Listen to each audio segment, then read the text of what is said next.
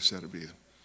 Así que en este día tan especial, es el día que se celebra en los Estados Unidos, el Día de Acción de Gracias. Todos sabemos un poquito acerca del trasfondo histórico, pero la verdad que la acción de gracias debe estar en cada momento de nuestra vida. Debemos de recordarlo, como bien lo decía mi hermano leyendo el Salmo: entrad por sus puertas con acción de gracias. Es decir, la acción de gracias debe estar presente en nuestra vida. Y vamos, dentro de unos momentos vamos a orar, pero ¿sabe qué? No vamos a pedir. Usted sabe cuáles son sus necesidades, sus pruebas, sus dificultades. Lo que vamos a hacer es darle gracias al Señor.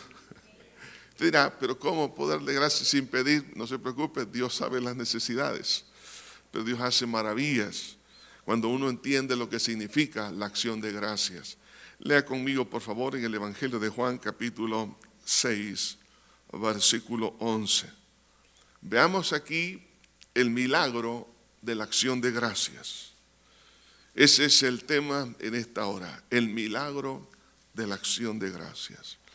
Juan capítulo 6, versículo 11 dice: y tomó Jesús aquellos panes y habiendo dado gracias, los partió entre los discípulos y los discípulos entre los que estaban recostados, asimismo de los peces cuanto querían. Y cuando se hubieron saciado, dijo a sus discípulos: recoged los pedazos que sobraron para que no se pierda nada. Señor, te damos gracias. Gracias, Señor, porque tú eres nuestro Padre Celestial, tú eres bueno. Tus misericordias, Señor, se muestran día tras día. Padre eterno, pedimos una vez más que nos ayudes a comprender lo importante de la acción de gracias, qué está detrás de la acción de gracias. Ayúdanos a comprender también, Señor, cuán negativo es la ingratitud de nuestras vidas. Mas ahora que tu palabra nos guíe, nos fortalezca y nos ayude a comprender por qué tenemos que ser agradecidos. En Cristo lo pedimos todo. Amén y amén. En la vida de cada uno de nosotros, en nuestro caminar, habrá momentos en que vamos a tener grandes desafíos. La necesidad es muy grande, sin embargo los recursos son pocos. Y es eso lo que vemos aquí en este capítulo 6 del Evangelio de Juan. La multitud se había reunido, estamos hablando más de 20,000 personas, entre hombres, mujeres y niños. Todos habían estado con Jesús durante todo el día. Y Jesús le dijo a los discípulos: dadle vosotros de comer.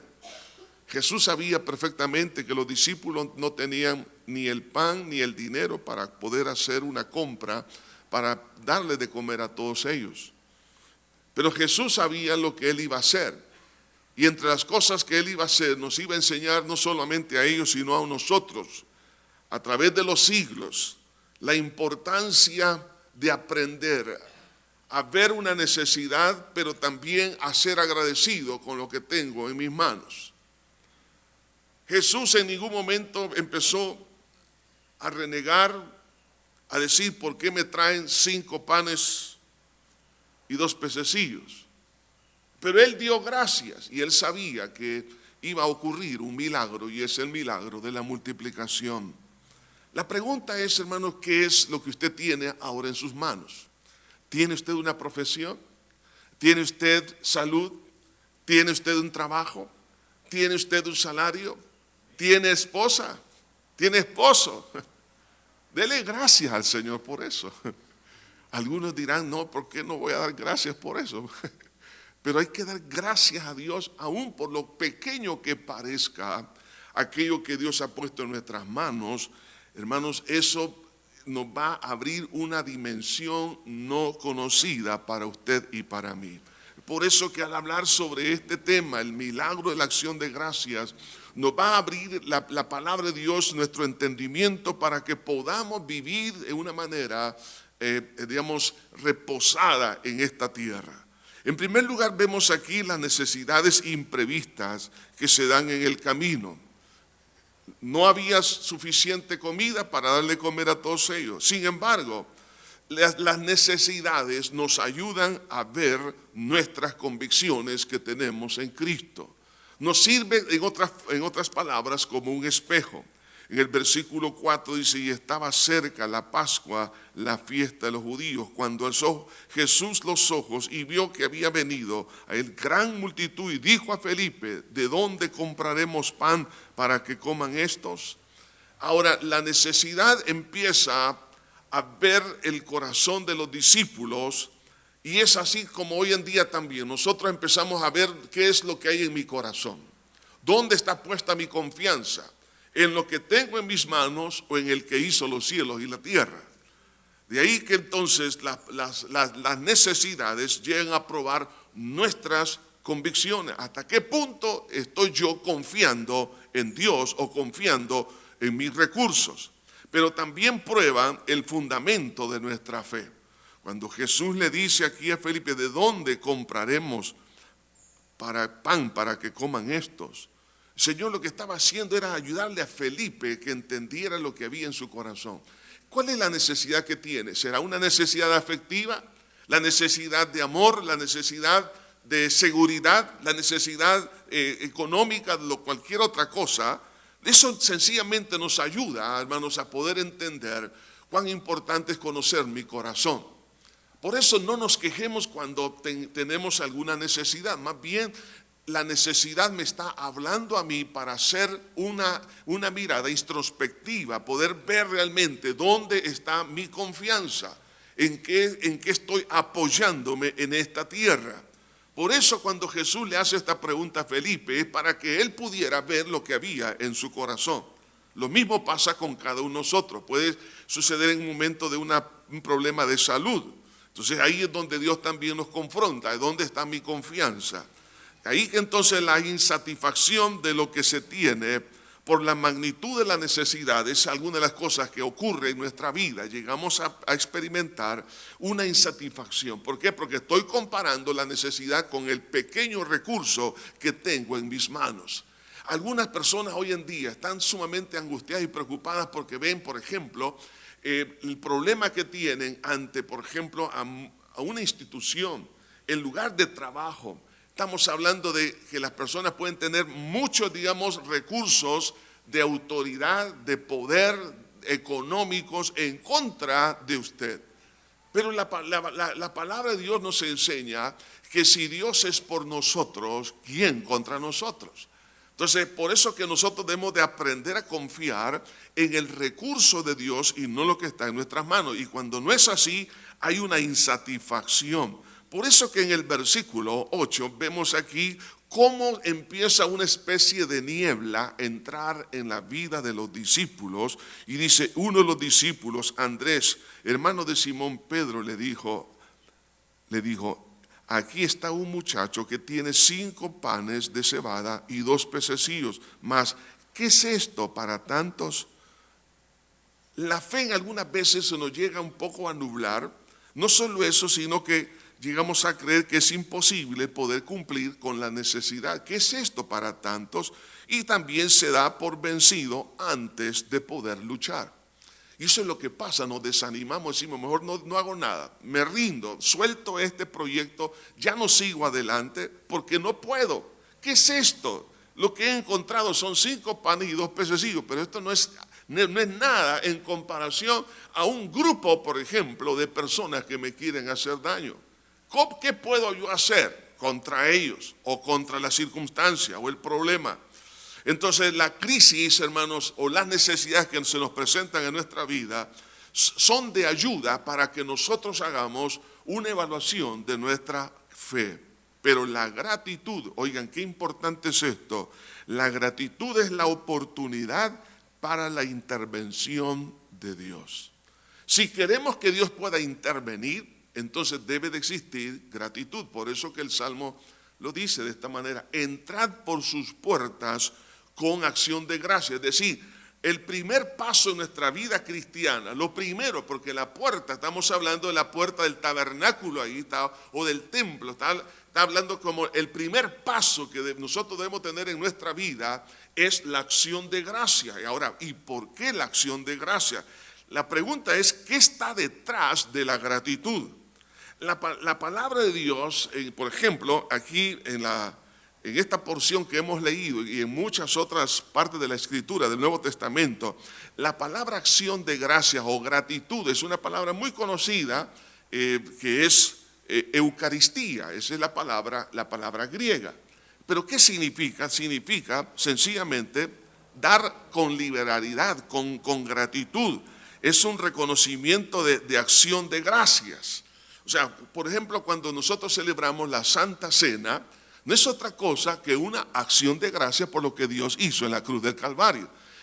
Debe ser una fiesta cuando participamos de la Santa Cena, dándole gracias a Dios por lo que Él hizo por nosotros. De ahí que entonces, cuando hablamos de la gratitud, es un reconocimiento del amor y el control de Dios sobre nuestra vida.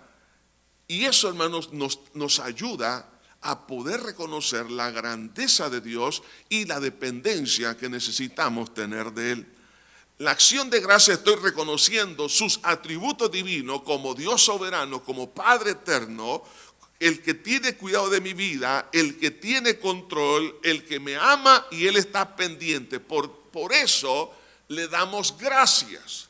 Le doy gracias a pesar que tengo solamente pocos recursos en comparación a la enorme necesidad. Entonces, cuando yo le doy gracias, lo que estoy aceptando es que Dios, mi Padre Celestial, está conmigo y que Él tiene cuidado de cada uno de nosotros. Entonces, eso, hermanos, es sumamente importante. Lea conmigo lo que dice la palabra de Dios allá en la epístola a los Hebreos, en el capítulo 12, versículo 28. Dice: así que recibiendo nosotros un reino inconmovible, tengamos gratitud y mediante ella sirvamos a Dios. Fíjense qué interesante. La gratitud, hermanos, por lo que hemos recibido. ¿Qué es lo que usted y yo hemos recibido? Hemos recibido un reino inconmovible. Estamos hablando, hermanos, vida eterna. O sea, si tengo vida eterna, ¿por qué me estoy preocupando por los frijoles que me voy a comer el día de mañana? O no me los voy a comer. Entonces, si tenemos lo máximo, lo más grande, entonces eso es motivo de ¿qué cosa? De acción de gracias. Pero, y no solo eso, sino que en el momento que hay gratitud, le sirvamos a Dios a través de la acción de gracias. Es decir, una persona agradecida lo que hace es que se pone a servir. Y le servimos por medio de la acción de gracia. La mujer en la cual recibió un milagro de liberación de demonios. Y esa mujer, hermano, estaba tan agradecida con el Señor Jesucristo. ¿Qué fue lo que hizo? Derramó el perfume a los pies de Cristo. El Señor no le pidió el perfume, ella lo derramó. ¿Por qué? Porque estaba agradecida. La gratitud nos impulsa a hacer cosas, hermanos, que en otra oportunidad nosotros no la haríamos.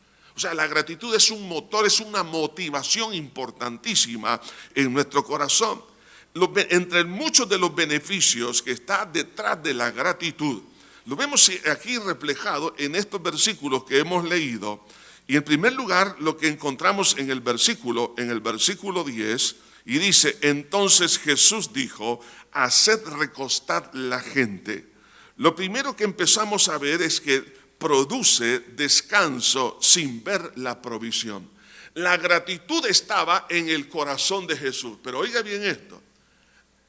La gratitud que estaba en Cristo hizo que los demás reposaran.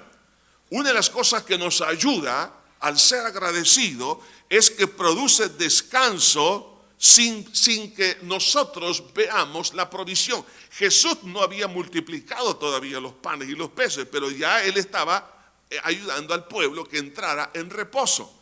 Sé que algunos cuando tienen hambre no pueden reposar, ¿no? ¿Cuántos de los que están aquí se enojan porque cuando no hay comida a tiempo? Pero mire, Jesús los hizo reposar. Entonces, lo que importa aquí, hermanos, es que comprendamos algo. Y es que la gratitud nos ayuda a entrar, hermanos, en una etapa de descanso espiritual sin que nosotros veamos físicamente la provisión. En otras palabras, me estoy anticipando a través de la paz, me estoy anticipando la provisión. Entonces el descanso lo que está diciendo es: Señor, yo reposo en que tú vas a hacer algo. ¿Cómo lo vas a hacer? No sé, pero tú lo vas a hacer. ¿Por qué? Porque tú eres mi Padre eterno, mi Padre celestial. Entonces, no solo eso, sino que produce una expresión verbal de exaltación a Dios. Vea el versículo 11. Y tomó Jesús, dice, aquellos panes y habiendo dado gracias, los partió entre sus discípulos y dice, y se los dio a los que estaban ahí recostados.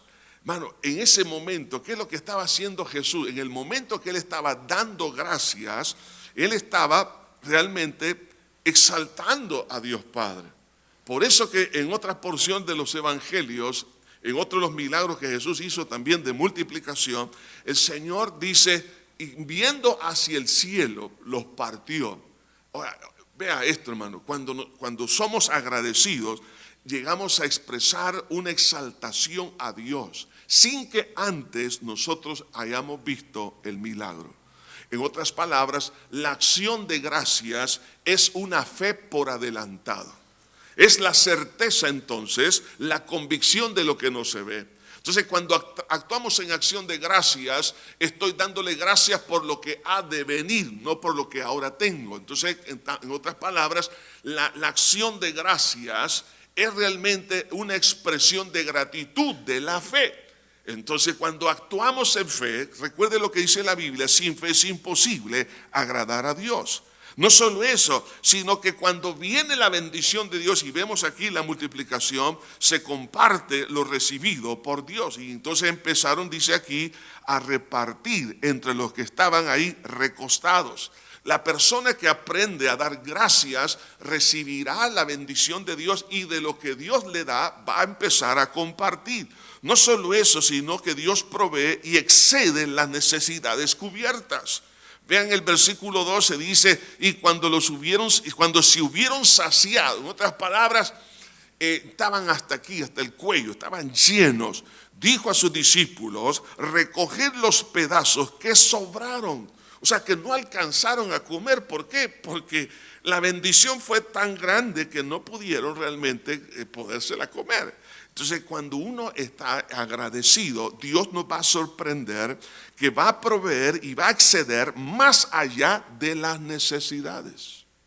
Y no solo eso, sino que nos lleva a reconocerle y adorarle. Versículo 14. Aquellos hombres entonces, viendo la señal que Jesús había hecho, dijeron, este verdaderamente es el profeta que había de venir al mundo. El término profeta aquí se refiere en el Antiguo Testamento al Mesías. Este es el Mesías, porque eso fue lo que Dios le dijo a Moisés. Entonces, ahora ellos entendieron quién era el Señor. Entonces nosotros vamos a comprender la grandeza de Dios para con cada uno de nosotros. La gratitud, hermanos, hará que Dios pueda intervenir. Ahora, el lado contrario de la gratitud, como es la ingratitud, eso, hermanos, nos cierra las puertas. La gratitud abre las puertas para con Dios, pero la ingratitud la cierra. ¿Y por qué? Si la gratitud es la fe en acción, entonces la ingratitud es la incredulidad. Entonces es un desprecio. Entonces esto nos lleva a hacer una pequeña consideración en cuanto a qué está detrás de la ingratitud. Cuando se habla de la ingratitud, podemos mencionar por lo menos dos cosas. En primer lugar, la persona ingrata es una persona ególatra. El término ingratitud, hermanos, en castellano significa desagradecimiento, olvido, pero oiga esto, desprecio de los beneficios recibidos. O sea, ¿cómo podemos nosotros despreciar los beneficios que hemos recibido por parte de Dios? O sea, que una persona desagradecida es una persona que en su corazón es un corazón malo, porque está despreciando lo que ha recibido, y lo ha recibido por gracia, por misericordia, y aún así lo está rechazando. Entonces, detrás de la ingratitud está la egolatría. La persona se ha exaltado a sí mismo y se cree merecedor de lo que tiene en sus manos, y no reconoce que de Dios ha venido esa bendición. Por eso que estas personas llegan a creer merecedores de lo que han recibido o creen que es una especie de recompensa por sus méritos o logros personales. Y eso hace que no solamente se separa de Dios porque está rechazando a Dios y él o ella se está poniendo en el lugar de Dios, sino que también separa las relaciones humanas. Una persona ingrata es una persona que tiene muy malas relaciones sociales. Y no solo eso, eso se transforma en injusticia hacia las demás personas.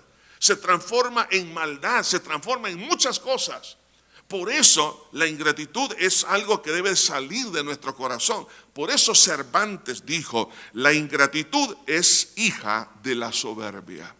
De ahí que entonces no solamente es egolatría, pero también es una deshonra a Dios porque es una queja hacia la persona de Dios. Oiga, una persona ingrata lo que está haciendo es poner en una queja delante de Dios. Se está quejando. Ahora, cuando uno empieza a entender lo que significa una queja, hermanos, es algo muy delicado, porque ustedes recuerdan en el Antiguo Testamento, vemos cómo el pueblo de Israel muchas veces se quejó.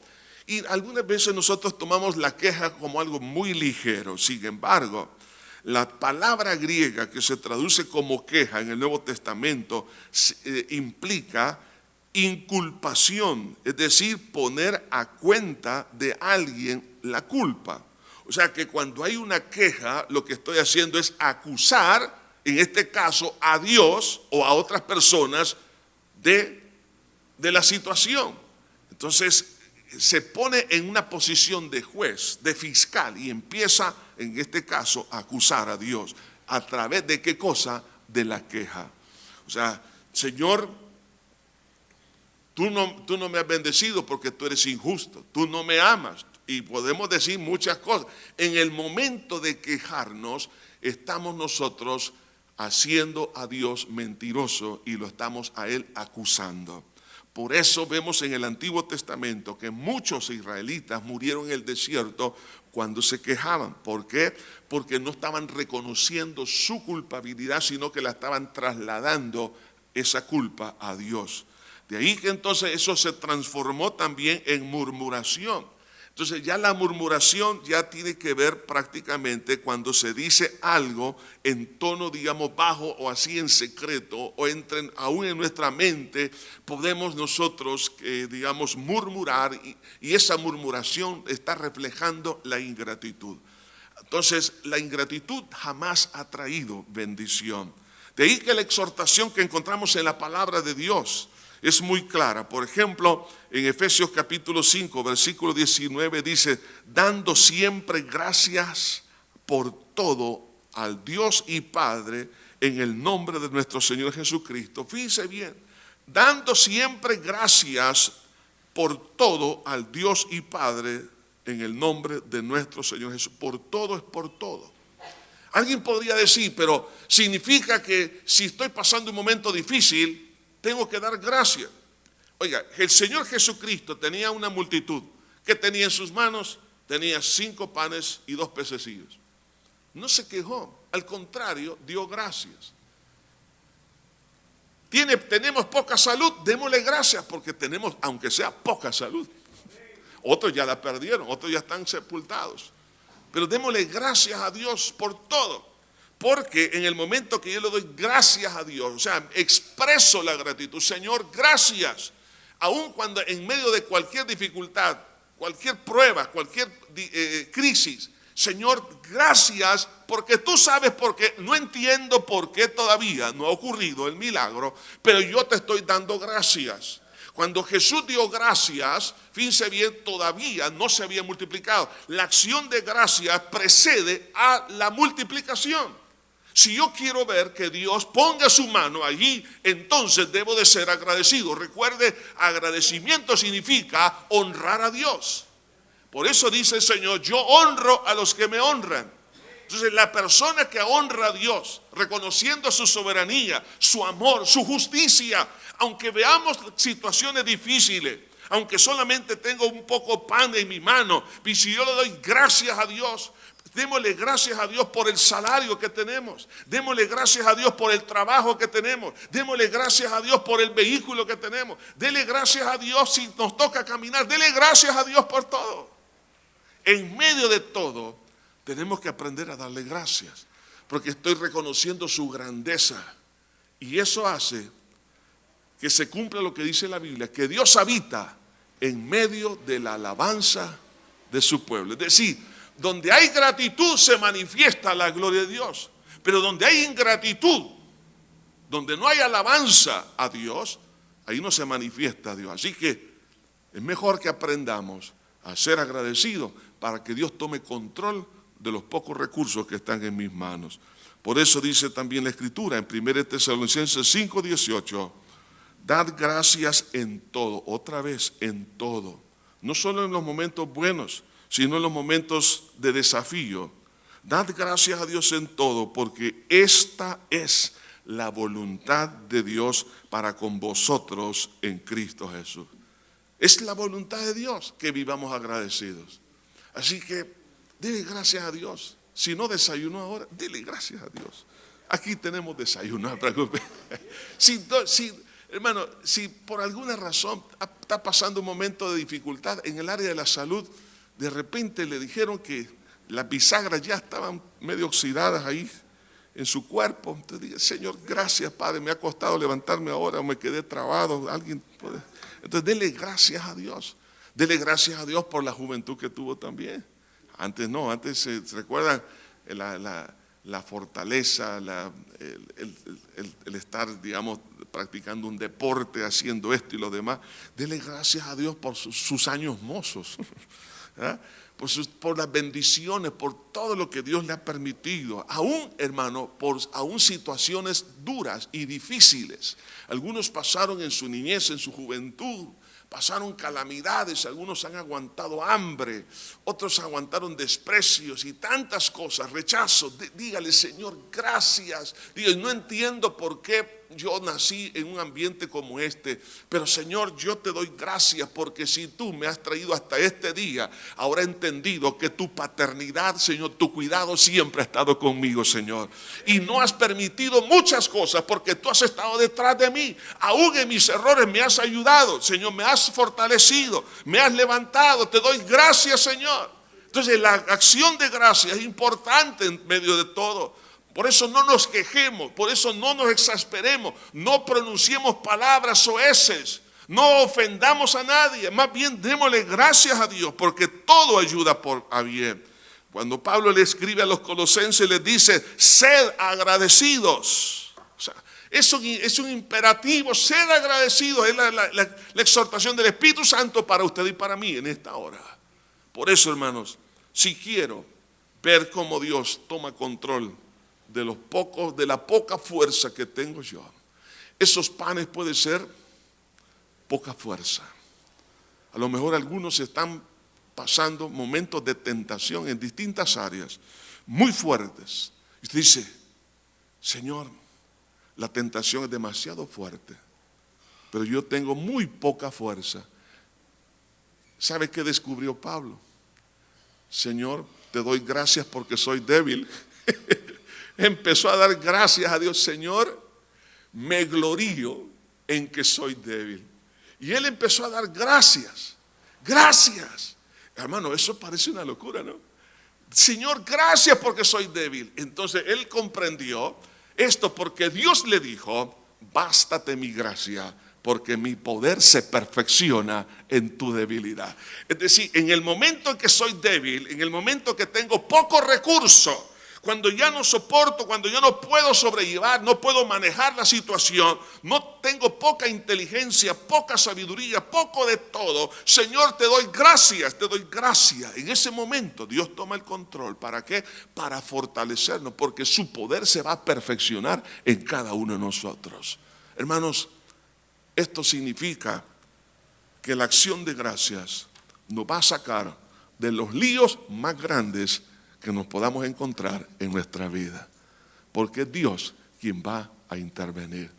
Yo no sé cuál sea la prueba, la dificultad que usted está pasando ahora, pero dele gracias a Dios ahora, Precioso Señor, te alabamos, te bendecimos. Queremos, Señor, reconocer tu amor, tu misericordia, todas tus bondades. Buen Padre, qué lindo eres. En ti tenemos esperanza, tenemos fortaleza. Abrimos nuestro corazón a ti en acción de gracias. Dele gracias a Dios. Si usted se está sintiendo débil ante una prueba, ante una tentación, se siente incapaz ante un desafío, se siente amedrentado, atemorizado, en este momento dele gracias a Dios. Padre, en tu nombre te damos las gracias.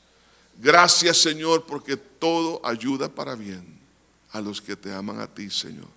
Gracias, Señor, porque reconocemos que tú eres justo, que tú eres bueno, y cuando tú tomas control, Señor, nos vas a llevar a esas experiencias maravillosas de reposo.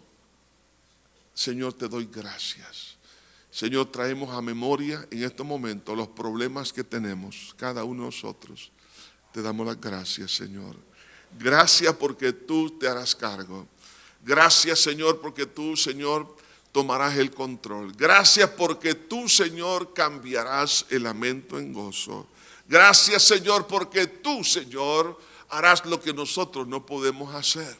Señor, te pedimos perdón porque muchas veces lo que hemos hecho es ser desagradecidos a través de la incredulidad, a través, Señor, de pronunciar palabras que no deberíamos de haber dicho, o de actitudes, Señor, Dios mío, que también demuestran, Señor, la incredulidad. Mas te pedimos perdón, Señor, porque no queremos deshonrarte, Señor, al quejarnos, al murmurar. Señor, eso no es correcto porque te estamos inculpando a ti de algo que tú no tienes nada que ver. Señor, te pedimos que nos perdones y nos limpies con tu sangre preciosa. Padre, en este momento, Señor, te damos gracias, aún por los problemas de salud. Señor, gracias porque tú te vas a glorificar. Gracias por esos problemas financieros. Gracias por esos problemas de hogar. Gracias por esa debilidad, Señor, espiritual. Gracias, Señor, por todo eso, Padre, en este momento. Te alabamos y te bendecimos. Reconocemos que somos frágiles, pero en ti somos fuertes, Señor. Y dejamos esto en tus manos. Qué lindo, Señor, que a través de la acción de gracias trasladamos nuestra, Señor, debilidad a tus manos, y en tus manos las cosas se multiplican. Señor, traemos a ti, Señor, lo poco que hay en nosotros, y tú te encargas de todo. Padre, ayúdanos a ser agradecidos en medio de todo. Te alabo y te bendigo, buen pastor. Bendito seas en Cristo Jesús. Amén, Señor, y amén.